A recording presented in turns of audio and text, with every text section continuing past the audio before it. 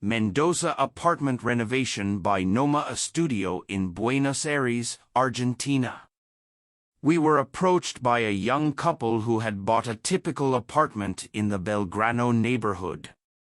The layout was very segmented and not very useful for the owner's needs. The priority was to reform the kitchen by incorporating the service room and laundry, creating a large, bright space with work and storage areas.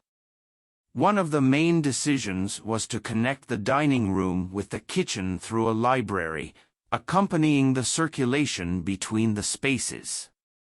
The kitchen was one of the most important spaces for the clients, as they enjoyed sharing with friends and as a couple. Another major challenge was to create a master suite by combining 2 rooms and incorporating the ensuite bathroom, with a dressing room behind a wooden cladding that served as a space divider. Being an old apartment, there were certain aspects to hide, such as uneven floors in the living room, beams, installation passages, and columns. Through fixed furniture such as libraries or closets, we sought to rectify the spaces to hide these elements, leaving visually clean and organized spaces. The work was carried out in 2 stages. First, the renovation took place, and when it was almost finished, the clients decided to carry out the interior design project.